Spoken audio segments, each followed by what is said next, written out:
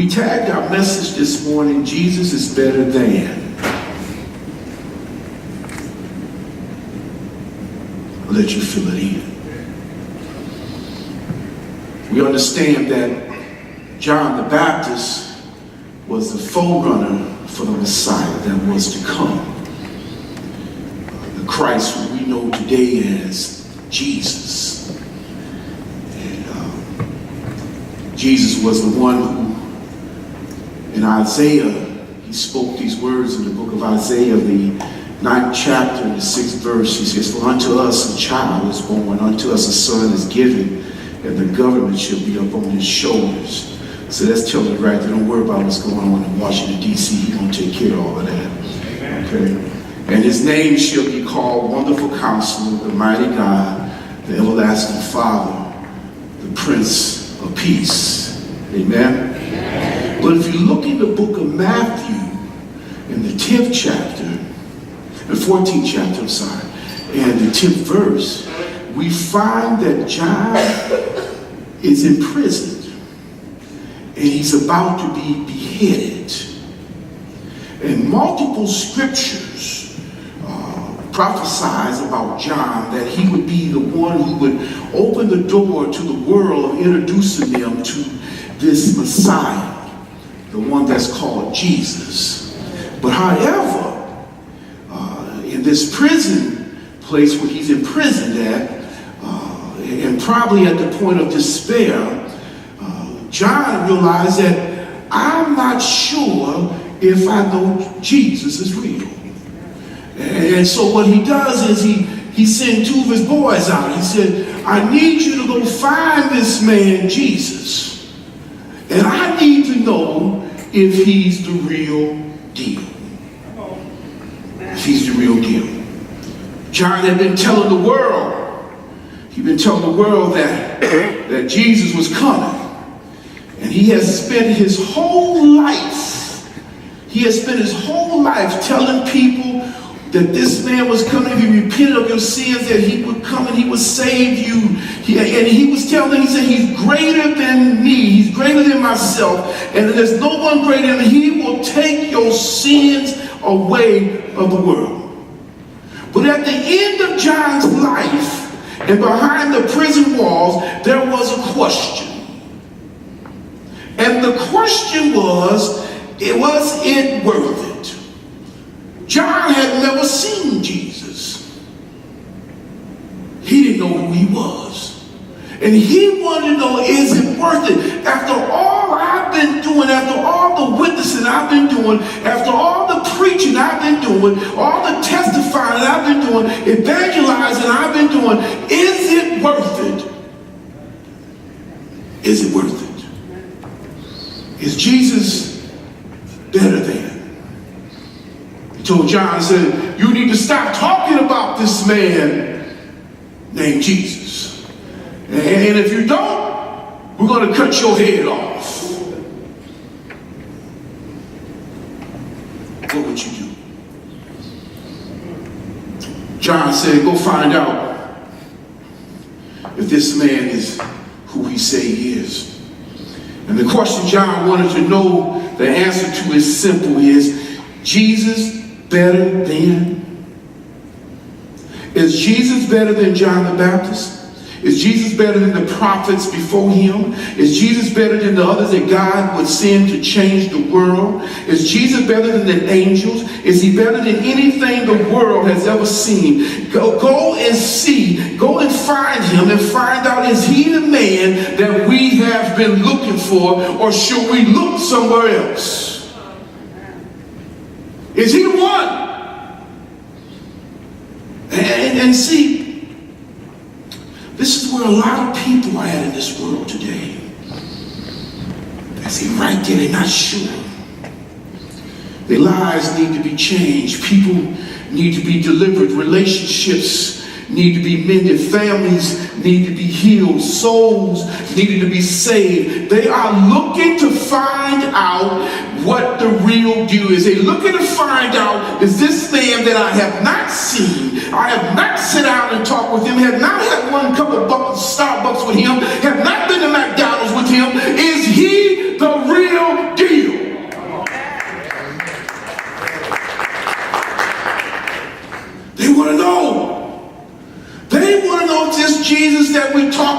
so much here. Is he the one? Is he the one that can fix our families? Is he the one that can take care of my finances? Is he the one that can mend my marriage? Is he the one that can heal my body?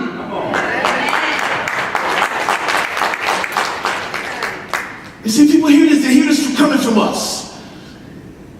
They hear this coming from us Christians that walk with Jesus. They hear us saying every day, have faith, trust in God.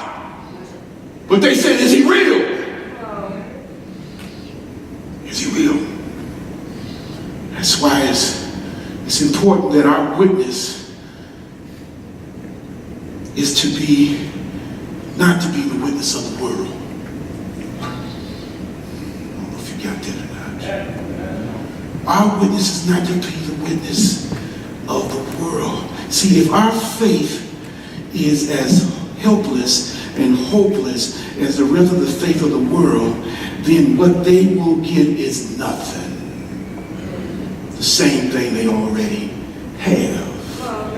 That's why he wants you to tell people about the things that he has done. And look at that, Luke, that 7th chapter, the 20 to 21st verse. He said, when men came to Jesus, they said to John the Baptist sent us to ask you, are you the one is to come, or should we expect someone else? And if you go down to the 21st verse, he says, at the very time Jesus cured many who had diseases, sickness, evil spirits, and gave sight to many who were blind.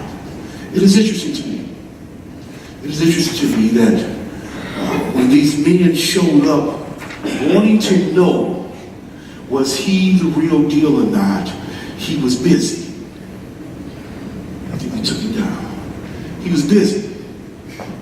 Jesus was doing his thing. I don't know if he said, hey, dude, you need to wait 1 minute here.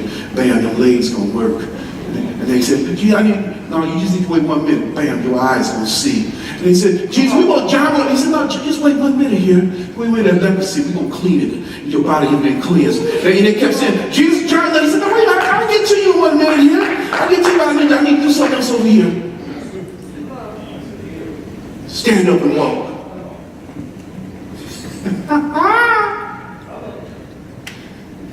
Then he turns around and tells me, he said, now you go back and tell John what you see.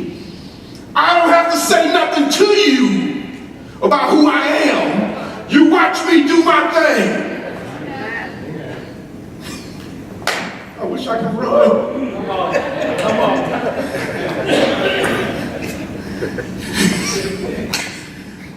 I don't have to tell you about who I am. I don't need to give my reference. You don't need my... Go back and tell John what you just seen. Hallelujah. Go back and tell John what you just seen.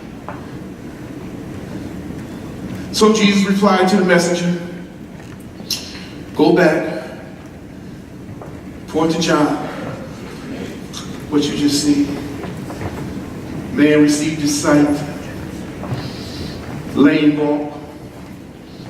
Those that have that old nasty leprosy, nobody want to touch them, nobody want to be around them, bam, you clean. And the good news was proclaimed to the poor. Don't ask me about who I am. You watch me do what I do. See, Jesus' ministry was something that the world had never seen before. And because nobody had never seen it before, here's what I want to tell you to look out for. You look out for them fake preachers. Ooh, somebody say amen. Amen. Them fake prophets. Amen. Everybody got these titles on their name, bishop and apostle, and look out for all of them. Look out for the ones that tell you they're going to heal you, slap on your forehead and spit in your face. Look out for all of that. Then ask you for a couple $100. Look out for all of that. Look out for all of that. And after they do all that, they go outside, they get in a Lexus and drive away.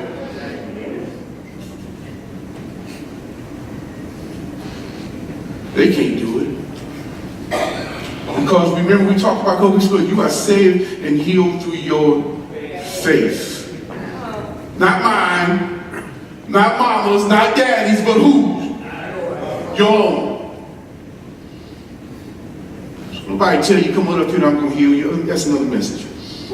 Come on. So my question is still, what are people going to find when they come to Jesus? What are they going to find? If somebody walks in that door and they don't know Jesus and they come and find Jesus in this room and sitting among you, what are they going to find? Are they going to find world changers? Are they going to find people with a giving heart? Are they going to find way makers? Are they going to find people that walk like Jesus and talk like Jesus? What are they going to find? If they don't find them type of people and walk back out this door, you know they're going to call you a hypocrite. Come on now. And y'all should give me $10 every time you sit in that chair.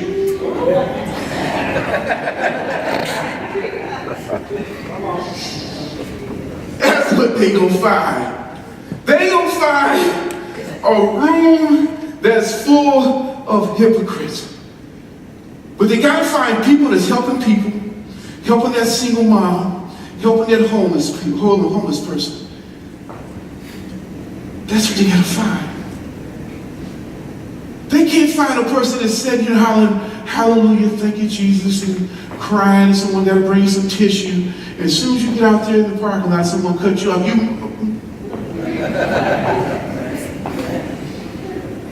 Ain't no Jesus in you.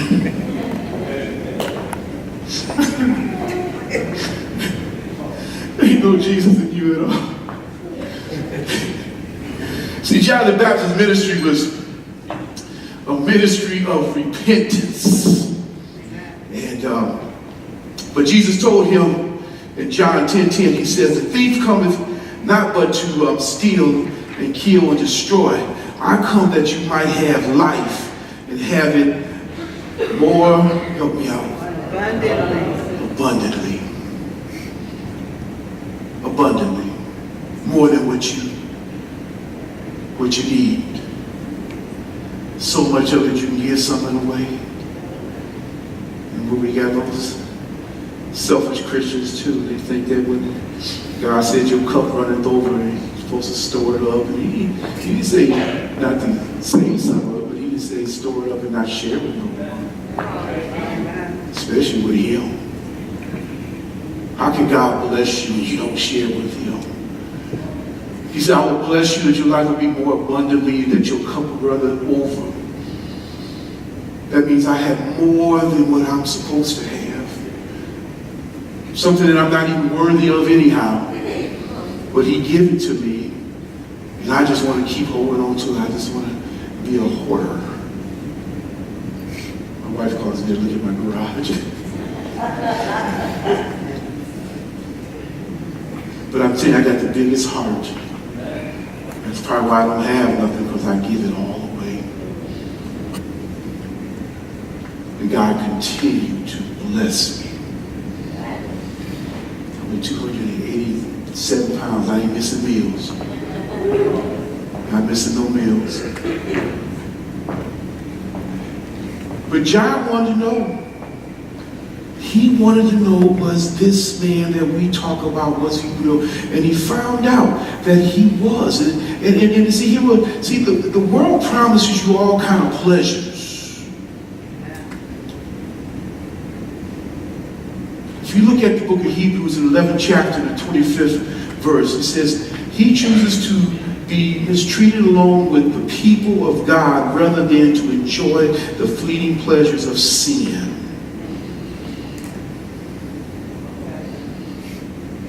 Those pleasures don't last long.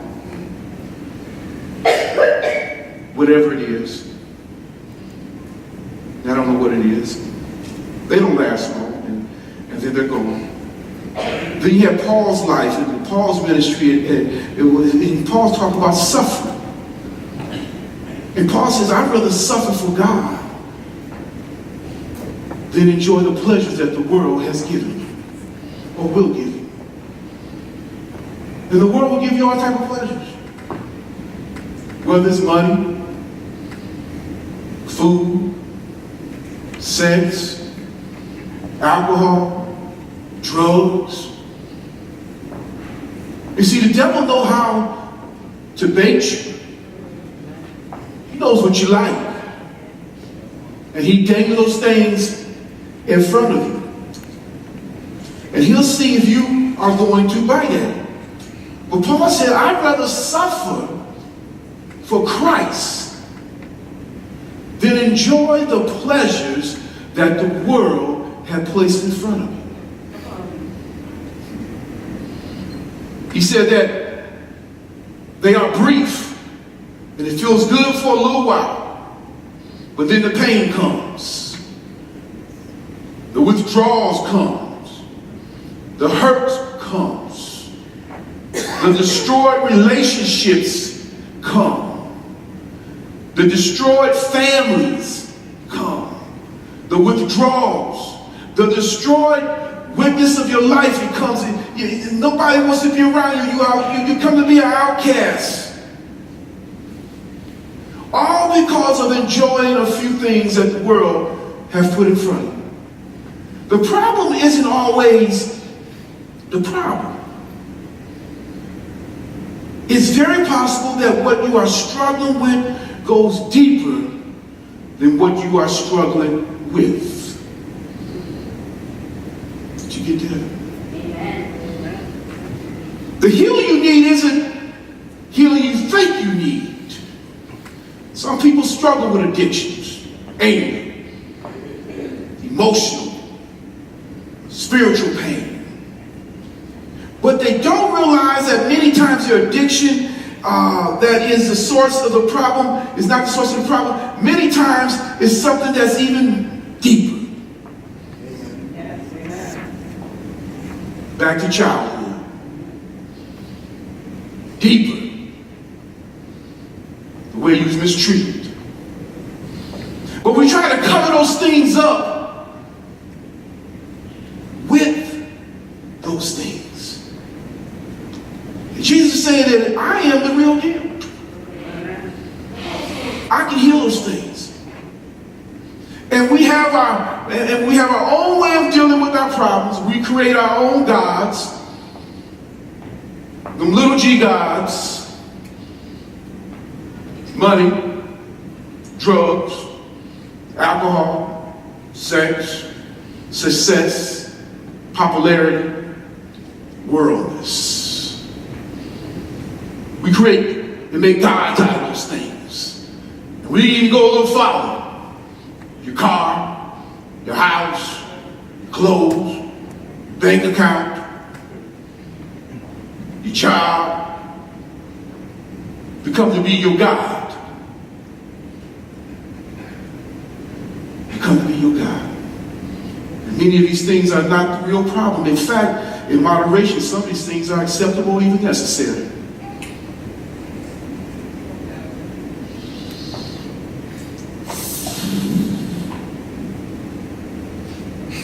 Jesus is the healer. Somebody say Jesus. Jesus. Look at your neighbor and say, Jesus is better than. Here's what Jesus said. He said, I come that you might have life and have it more abundantly. I choose the abundantly.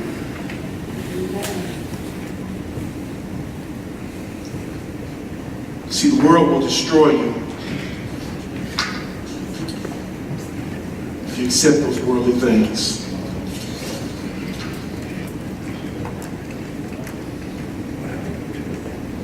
If you look at the book of Psalms, in the 145th book of Psalms, in the 16th verse, it says, you open your hands and satisfy the desire of every living thing.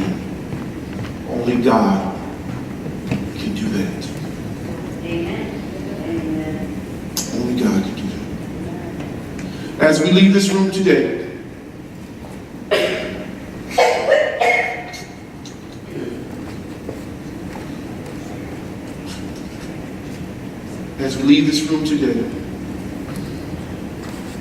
I want you to understand this.